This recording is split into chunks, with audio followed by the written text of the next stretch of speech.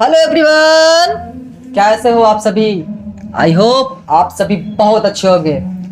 तो दोस्तों, हम लोग आज एक नए चैप्टर को स्टार्ट करेंगे, है ना। चैप्टर का नाम क्या है? जूठन। यहाँ पे नंबर जो है वो गलत दिया गया है, 10। ठीक है, आज नए चैप्टर को देखेंगे। इस चैप्टर का नाम क्या है? जूठन। और ये चैप्टर बड़ा ही रोमांचक और बड़ा ही दर्दनीय है। ठीक है, इसे समझने की कोशिश करेंगे आप लोग। और इस चैप्टर से बहुत से ऐसे सवाल आते हैं आपके एग्जाम में, जिसको मैं वीवीआई कर दूंगा। ठीक है, जो मैं क्वेश्चन वीवीआई करूंगा उसे एकदम ध्यान से सुनेंगे। ठीक है, क्योंकि ये इस चैप्टर से बहुत से सवाल आते हैं और ये चैप्टर मेरे लिए भी बहुत इंपॉर्टेंट था। मैं इसे बहुत बार पढ़ चुका हूं। क्यों? क्योंकि इस चैप्टर को पढ़ने के बाद मुझे बहुत से ऐसे चीजों पे सोचने के लिए मजबूर होना पड़ता है, जो हमारे सोसाइटी में हमारे साथ या हमारे आसपास के लोगों के साथ गुजरती है। ठीक है, तो आइए बढ़ते हैं अपने इस नए चैप्टर के साथ। चैप्टर नंबर 10, चैप्टर का नाम है जूठन। ठीक है, तो आइए। और हर वीडियो की तरह इस वीडियो में भी पहला सवाल मेरा है कि इस चैप्टर का लेखक कौन है, और इस चैप्टर यानी कि इस पाठ जो जूठन है, ये पाठ की कौन सी विद्या है, कहानी है, कविता है या फिर कुछ और है। ठीक है, तो आइए बढ़ते अपने सवाल की तरफ। विद्यालय में लेखक के साथ कैसी घटनाएं घटती हैं? उत्तर: विद्यालय में लेखक के साथ बहुत अप्रिय घटना घटती है, मतलब बहुत ही दर्दनीय घटना घटती है। निचली जाति होने के कारण उन्हें वर्ग में बैठने नहीं दिया जाता है। हेडमास्टर द्वारा उन्हें वर्ग से बाहर निकाला जाता है और पूरे विद्यालय में झाड़ू लगवाया जाता है। ठीक है, ऐसा लेखक के साथ हर रोज होते रहता है। तो जब तीसरे दिन जब लेखक चुपचाप वर्ग में बैठ जाते हैं, तब हेडमास्टर उनकी गर्दन दबोचकर वर्ग से बाहर बरामदे में निकालते हैं और उन्हें पूरे मैदान में झाड़ू लगाने को कहते हैं, है ना। तो विद्यालय में लेखक के साथ कैसी घटना घटती थी? लेखक जो थे वो दलित समाज से आते थे, दलित वर्ग से आते थे, तो इसलिए उनके साथ जो स्कूल के हेडमास्टर थे वो भेदभाव किया करते थे, है ना। उन्हें स्कूल में विद्यालय के वर्ग में बैठने नहीं दिया था, तो उन्हें पढ़ने नहीं दिया जाता था, है ना। वो चाहते थे कि मैं पढ़ूं, लेकिन उन्हें क्या पढ़ने नहीं दिया जाता था। और उनके साथ हेडमास्टर बहुत ही बुरा बर्ताव किया करते थे और लेखक को वर्ग से बाहर निकाल करके पूरे स्कूल की साफ सफाई करवाया करते थे, पूरे मैदान में झाड़ू लगवाया करते थे, है ना। तो ऐसी घटनाएं घटा करती थी हमारे लेखक के साथ। ठीक है, आइए अगला सवाल। पिताजी ने स्कूल में क्या देखा, उन्हें आगे क्या किया? पूरा विवरण अपने शब्दों में लिखिए। देखिए, उत्तर में है लेखक को तीसरे दिन भी यातना दी जाती है। ऊपर मैंने बताया ना कि तीसरे दिन भी उन्हें झाड़ू वगैरह लगाने को दिया जाता है, और वह झाड़ू लगा रहा होता है, तब अचानक उनके पिताजी उन्हें यह सब करते देख लेते हैं। वे लेखक को बड़े प्यार से मुंशी जी कहा करते थे। उन्होंने लेखक से पूछा, मुंशी जी यह क्या कर रहा है? उनकी प्यार भरी आवाज सुनकर लेखक फफक पड़ता है। वे पुनः लेखक से प्रश्न करते हैं, मुंशी जी रोते क्यों हो? ठीक से बोल, क्या हुआ है? लेखक के द्वारा व्यक्त घटनाएं सुनकर वे झाड़ू लेखक के हाथ से छीन दूर फेंक देते हैं। अपने लाडले की यह स्थिति देख वे आग बबूला हो जाते हैं गुस्से से। वे तीखी आवाज में चीखने लगते हैं कि कौन सा मास्टर है वो जो मेरे लड़के से झाड़ू लगवाता है। उनकी चीख सुनकर हेडमास्टर सहित सारे मास्टर बाहर आ जाते हैं। हेडमास्टर लेखक के पिताजी को गाली देकर धमकाता है, लेकिन उसकी धमकी का उन पर कोई असर नहीं होता है। आखिर पुत्र तो राजा का हो या रंग का, पिता के लिए तो एक समान है, अपना जिगर का टुकड़ा ही होता है। उसकी बेइज्जती कैसे सही जा सकती है? यही बात लेखक के गरीब पिता पर भी लागू होती है। उन्हें भी अपने पुत्र की दुर्दशा पर साहस और हौसले के साथ हेडमास्टर कालीराम का सामना किया, है ना। देखिए, लेखक जब तीसरे दिन झाड़ू लगाता है तो अचानक से पिता आते रहते हैं रास्ते से, देखते हैं लेखक को कि मेरा बेटा तो यहाँ झाड़ू लगा रहा है ना। तो लेखक के पिताजी प्यार से मुंशी जी बोला करते थे, है ना। आपके पिताजी आपको प्यार से एक नटखट वाले नाम से, है ना, पुकारते होंगे, है ना। तो उसी तरह लेखक को भी क्या बोलते थे उनके पिताजी, मुंशी जी। पूछते बेटा बता तुम ऐसा काम क्यों कर रहे हो। तो बोलता है, वो अपना सारी घटनाएं अपने पिता को बोलता है, समझाता है कि हाँ मेरे को स्कूल में पढ़ने नहीं दिया जा रहा, मुझसे ऐसा ऐसा काम करवाया जा रहा है। तो लेखक क्या होता है, लेखक के पिताजी बहुत ज़्यादा क्रोधित होते हैं और चिल्ला करके बोलते हैं, वो कौन है हेडमास्टर जो मेरे बेटे के साथ ऐसा व्यवहार कर रहा है। ये सुन करके सारे स्टाफ और सारे हेडमास्टर बाहर आते हैं और हेडमास्टर जो होता है वो लेखक के पिता के साथ बहुत बदसलूकी करता है, गाली गलौज करता है, क्योंकि वो नीच जाति के थे। इसलिए लेखक जो नीच जाति के थे यानी दलित समाज के थे, ऐसा उनका मानना होता है हेडमास्टर का, और इसलिए वो उनसे गाली गलौज करते हैं और उनके साथ बड़े बदसलूकी से बात करते हैं। लेकिन फिर भी लेखक के पिताजी हेडमास्टर का खुलकर मुकाबला करता है और उनके साथ अपने बेटे को सम्मान के लिए लड़ाई करता है। ठीक है, आइए अगला सवाल। बचपन में लेखक के साथ जो कुछ हुआ आप कल्पना करिए कि आपके साथ ही हुआ होता। ऐसी स्थिति में आप अपने अनुभव और प्रतिक्रिया को अपने भाषा में लिखिए। देखिए उत्तर है, बचपन में लेखक के साथ अनेक घटनाएं घटती हैं, जिनमें स्कूल की घटना सबसे ज्यादा मार्मिक और प्रभाव वाली है। बचपन में लेखक के साथ जो कुछ हुआ वो नहीं होना चाहिए था। अगर वही घटना हमारे साथ होती तो हमें भी बहुत बुरा तथा अपमानजनक लगता। ऐसी व्यवहार करने वाले व्यक्ति पर बहुत क्रोध आएगा। उनके द्वारा किए गए इस व्यवहार का कारण भी जानेंगे। हम उनकी शिकायत भी करते तथा साथ ही साथ प्रयास करते कि ऐसी घटना दूसरों के साथ ना हो। ठीक है, अगर मेरे साथ ऐसी घटनाएं होती तो हम क्या करते, हमें बहुत ज़्यादा शर्मिंदगी महसूस होती है ना, हमें बहुत बुरा लगता और ऐसा किसी और के साथ ना हो, इसलिए हम क्या करते, उनकी शिकायत उच्च अधिकारियों से करते, अपने माता पिता से करते, है ना, समाज में लोगों से करते कि हाँ भाई ये जो शिक्षक है ये हमारे साथ ऐसा व्यवहार कर रहा है ना, है कि नहीं। ठीक है, आइए अगला सवाल। किन बातों को सोचकर लेखक के भीतर कांटे जैसे उगने लगते? उत्तर, हमारा सवाल क्या है, किन बातों को सोचकर लेखक के भीतर कांटे जैसे उगने लगते थे। ठीक है, उत्तर, जूठन शीर्षक आत्मकथा के लेखक जब अपने बीते जीवन में किए जाने वाले काम और उस काम के बदले मिलने वाले मेहनताने को याद करता है तो अपने कांटों भरे बीते दिनों को सोचता है तो लेखक के भीतर कांटे जैसे उगने लगती है। बड़े ही दुख होती है उन्हें, बड़े ही चोट पहुंचती है इन बातों को सोच करके। जब वे छोटे थे तब उनके परिवार के सभी लोग दूसरों के घर काम किया करते थे, जिसके बदले उन्हें थोड़ा अनाज, जूठन और खूची रोटी दी जाती थी। शादी ब्याह के मौक़ों पर भी उन्हें लोगों की जूठी प्लेट ही मिलती थी। वे पूरियों के टुकड़े को सुखा लेते थे और बरसात के दिनों में नमक और मिर्च छिड़क कर खाते थे। इन्हीं सभी बातों को सोचकर लेखक के भीतर कांटे जैसे उगने लगती है। वे जब छोटे बचपन में थे, बच्चे में थे, तो उनके सारे परिवार जो थे वो काम करने के लिए सब दूसरे के घरों में जाते थे, है ना, कूड़ा करकट चूना करते थे, गाय जानवर की देखभाल किया करते थे। इसके बावजूद भी उन्हें उनका पूरा मेहनताना नहीं मिलता था, है ना। उन्हें सिर्फ खाने के लिए 2-4 रोटियां मिल जाती थी, जो भी जूठे सूखी रोटियां मिलती थी। जो कुछ प्लेट में खाने के बाद बचता था वो उन्हें सिर्फ खाने को मिला था करता था। जब वो शादी वगैरह में जाते थे तब भी उन्हें खाने को अच्छे से नहीं मिलता था। उन्हें जो खाने को मिलता था वो होता था थालियों में बचे हुए लोगों के जूठे खाने, जो कि उन्हें दिया जाता था।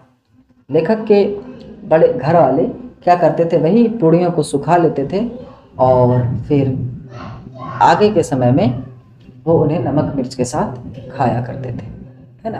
तो इन बातों को जब हमारे लेखक याद करते थे तो उन्हें बड़ी तकलीफ होती थी और उन्हें बड़ा दुख होता था।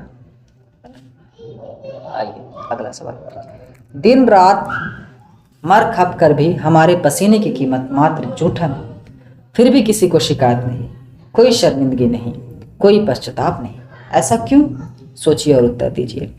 देखिए उत्तर, जूठन शीर्षक आत्मकथा के माध्यम से लेखक ने अपने बचपन की संस्मरण एवं परिवार की गरीबी का वर्णन करते हुए इस बात को सिद्ध करने का प्रयास किया है कि जब समाज की चेतना मर जाती है, अमीरी और गरीबी का अंतर इतना बड़ा हो जाता है कि गरीब को जूठन भी नसीब नहीं होता। धन लोलुपता घर कर जाती है, मनुष्य मात्र का कोई महत्व नहीं रह जाता। सृष्टि की सबसे उत्तम कृति माने जाने वाले मनुष्य में मनुष्यता का अधोपतन हो जाता है, श्रम निरर्थक हो जाता है, उसे मनुष्यत्व की हानि पर कोई शर्मिंदगी नहीं होती, कोई पश्चाताप नहीं रह जाता है। देखिए, जब लोगों द्वारा अमीर और गरीब में भेदभाव होने लगता है, गरीब को अमीर लोग बड़े सताने लगते हैं, उन पे अत्याचार करने लगते हैं, उनके मेहनताना को जो गरीब उनके घर में काम करते हैं उन काम के बदले उन्हें सही कीमत नहीं मिल पाता है, तो इन ऐसी समाज जब हो जाती है तो इस समाज में लोगों को कोई शर्मिंदगी, कोई पश्चाताप नहीं रहता।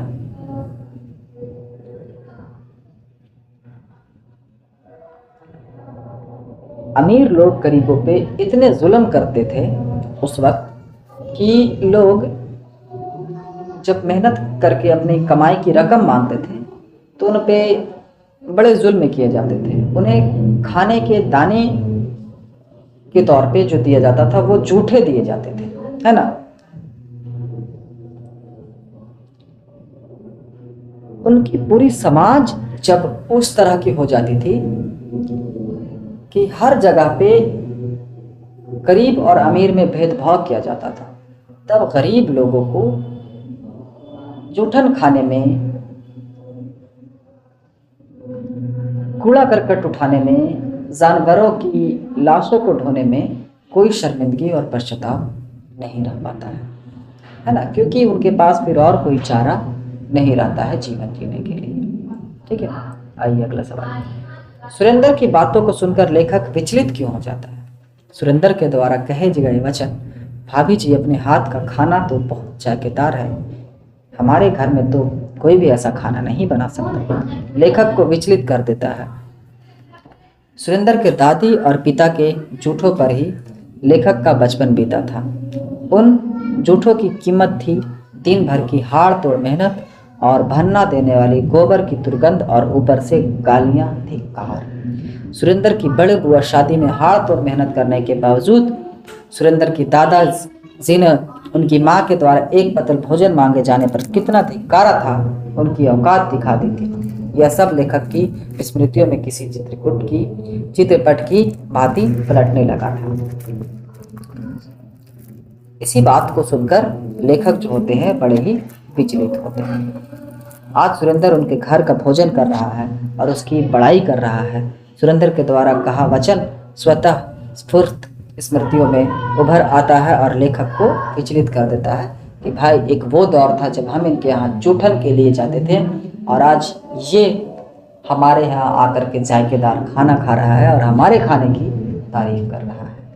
इस बात को सुन करके लेखक बड़ा ही अचंभित होता है और विचलित होता है। ठीक है, आइए। घर पहुंचने पर लेखक को देख उनकी माँ क्यों रो पड़ती है? जूठन शीर्षक आत्मकथा में लेखक ने एक ऐसे प्रसंग का भी वर्णन किया है जो नहीं चाहते हुए भी उसे करना पड़ा, क्योंकि लेखक की माँ ने लेखक को उसके चाचा के साथ एक बैल की खाल उतारने में सहयोग के लिए पहली बार भेजा था। उनके चाचा लेखक से छुरी हाथ में देकर बैल की खाल उतरवाने में सहयोग लेता है, साथ ही खाल का बोझा भी आधे रास्ते से उनके सर पर दे देता है। गठरी का वजन लेखक के वजन से भारी होने के कारण उसे घर तक लाते लाते लेखक की टांग जवाब देने लगती है और उसे लगता था कि अब वह गिर पड़ेगा।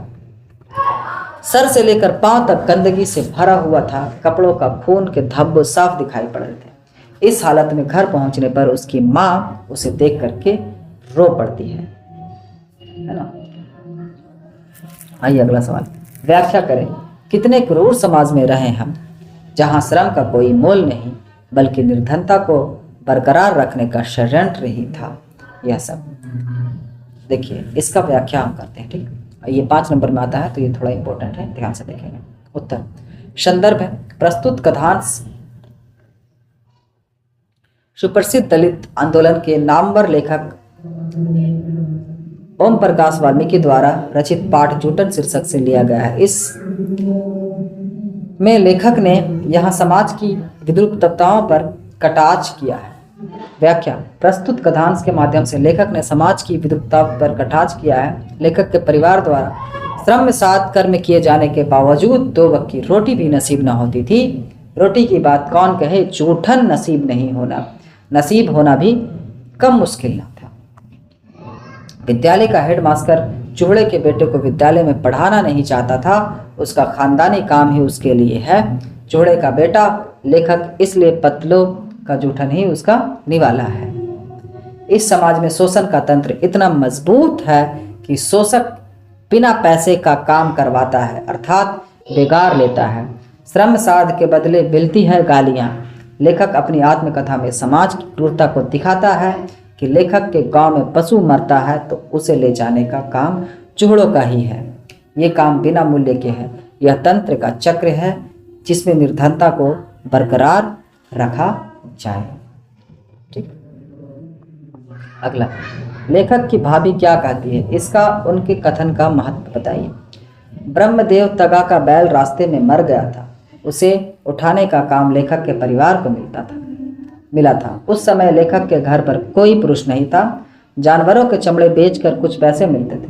उसे लेखक की माँ गंवाना नहीं चाहती थी, इसलिए उन्होंने लेखक को ना चाहते हुए भी स्कूल से बुलाकर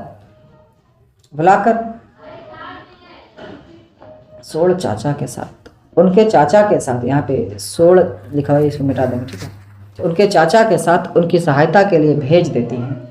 लेकिन जब लेखक घर वापस आते हैं तो उनकी हालत को देखकर उनकी माँ रो पड़ी और लेखक की भाभी कहती है कि इनसे यह ना करवाओ, भूखे रह लेंगे, इन्हें इस गंदगी में ना घसीटो। लेखक के भविष्य में होने वाली परिवर्तन का कारण भाभी का कथन ही है। यह कथन अंधेरे में रोशनी बनकर चमकती है। आइए अगला सवाल। इस आत्मकथा को पढ़ते हुए आपके मन में कैसा भाव आए, सबसे अधिक उद्वेलित करने वाला अंश कौन है, अपनी टिप्पणी लिखिए।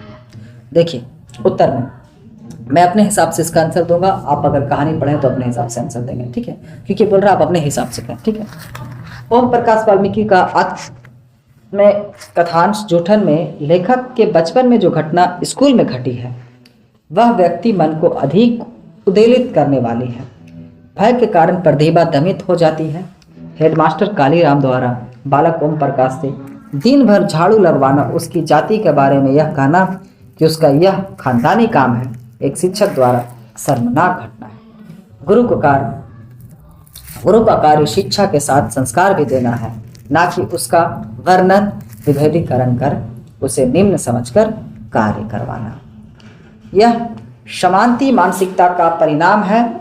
यहाँ निम्न वर्ग को निम्न ही रहने दिया जाए, उसे दबाकर रखा जाए, उसे निर्धर बनाकर रखा जाए, उससे काम के बदले पैसा ना देकर वगैरह लिया जाए। यह समाज के ऊंचे तबके की सोची समझी साजिश है।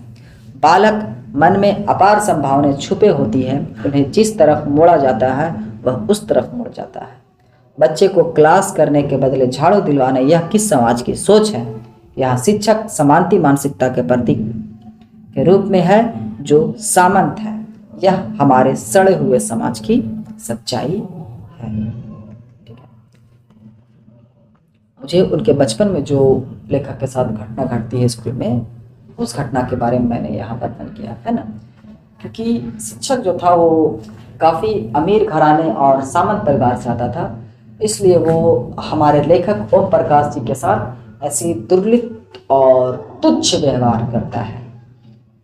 वो नहीं चाहता कि कोई गरीब बच्चा पढ़े और पढ़ करके उनकी बराबरी करे। वो ये चाहते हैं हेडमास्टर की ये जो चूहड़े जाति है, दलित जाति के लोग हैं, वो हमेशा गरीबी में, लाचारी में रहे। वो उनकी सेवा करे, उनकी घरों की देखभाल करे, उनके जानवरों की खालों को उतारे और उनके घरों में जो गंदगियाँ हो उनकी साफ करें। ठीक है, तो आज हम लोगों ने इस चैप्टर के सभी सवालों का जवाब बड़े ही आसान तरीके से दिए हैं। अगर आप लोगों को कोई और सवाल जवाब बचा है तो हम लोगों ने आज सभी सवालों को बड़े ही आसान शब्दों में समझने का कोशिश किया है ना। तो चलिए आज के चैप्टर यहीं पे समाप्त करते हैं। Thank you so much. जय हिंद।